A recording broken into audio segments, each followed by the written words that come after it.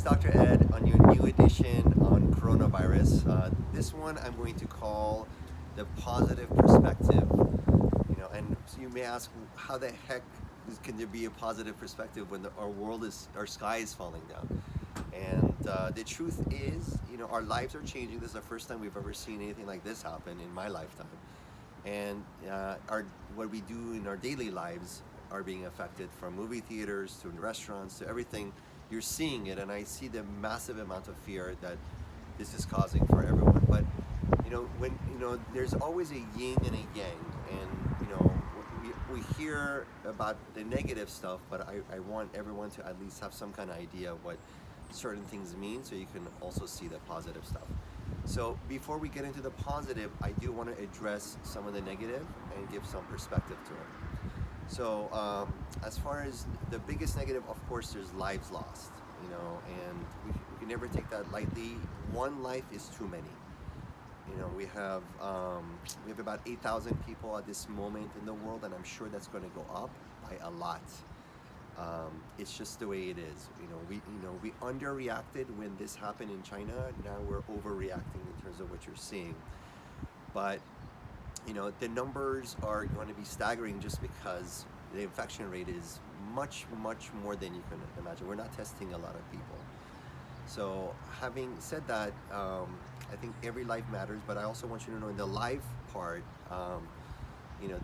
if you looked at the last video, you saw the distribution of who's getting hurt, and you see that the majority of people, 98%, are people 60 and over, and 60 and then 70 and then 80s. It says 10 to 15%, which we will come back to that. And my mom's in her 70s, and she is, she has cancer, and she's on immunotherapy. So it is, and she's the light of our life. So I never want to take that, for lightly. So I want we really need to honor that. Number two, other than lives, is livelihoods. A lot of people are being affected, their homes, their businesses, their, how they're going to do with what, their savings. So I really want to acknowledge that as well. And then number three is our psyche, the negative. I had a 5-year-old call me the other day, and he goes, Dr. Ed, I have a fever, I think I have coronavirus, I may die, and it broke my heart. But that's the mentality that I'm seeing, not just with the kids, but with families who isolate, not so much self-isolate, but isolate with massive fear.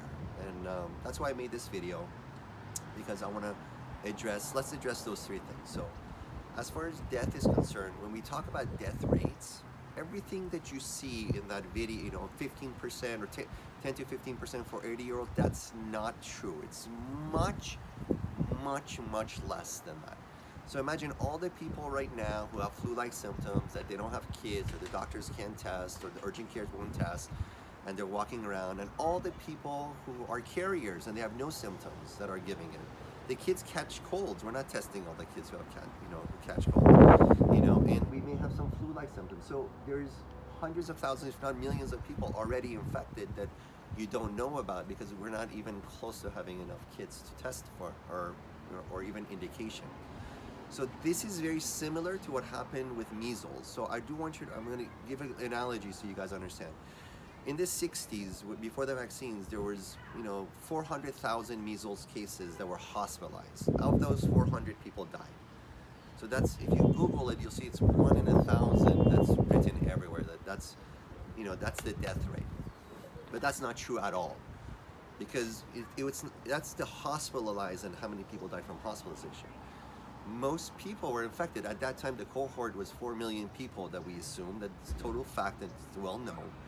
4 million people were infected, 400,000 were hospitalized and gotten treatment, 400 died. So if you had the 4 million to the 400, now you have a death rate of 1 to 10,000, not 1 in 1,000.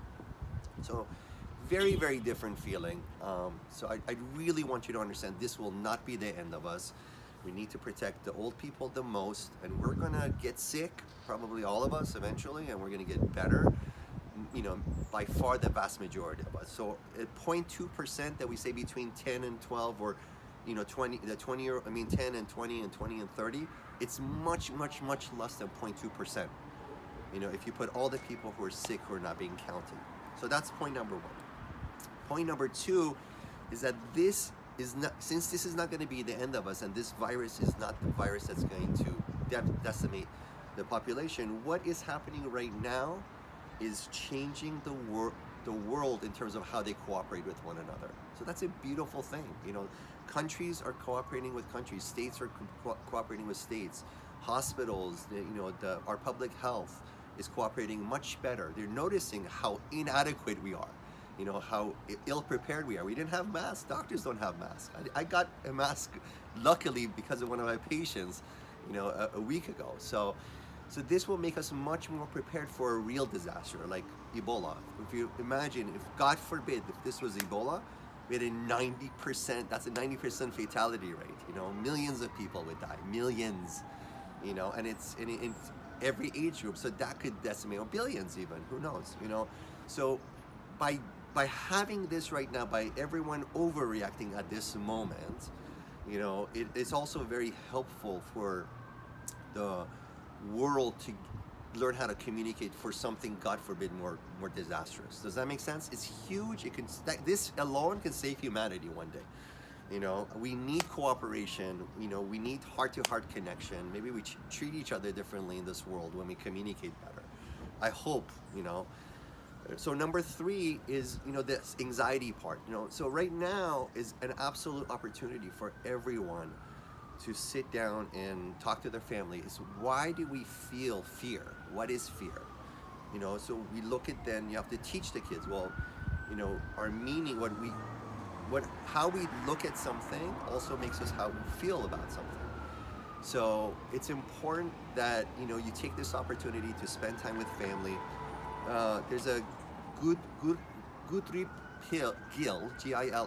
He wrote a beautiful, or she wrote a beautiful poem about what you can do in terms of taking advantage of this, or how this world can change.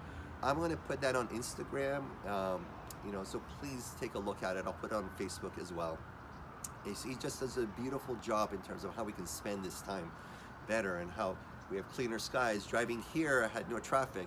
There's these little, benefits, but the big benefits is spending time with family, really, really connecting, try to understand ourselves, try to understand feelings and, meanings, and, teaching the kids what it means that, when you see stuff on TV, what that means, and who gains, and looking at the trend so they can learn beyond and they can make a change for the future. So, those are 3 points that I want you guys to know. Protect our parents and grandparents, protect immunocompromised people, great hygiene, start, learning that.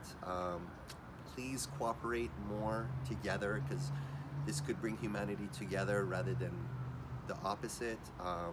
Don't go buy all the toilet paper. It's not unnecessary, please. I love you guys. The next video that I make will be about specific remedies for coronavirus. Some Chinese remedies, some traditional remedies that have been showing, some progress. So we're gonna talk about that soon. But live life and appreciate gratitude. Needs to be the core of how we live. This will allow us to really readdress, what we take for granted, or all our freedoms. So, and that's super, super important.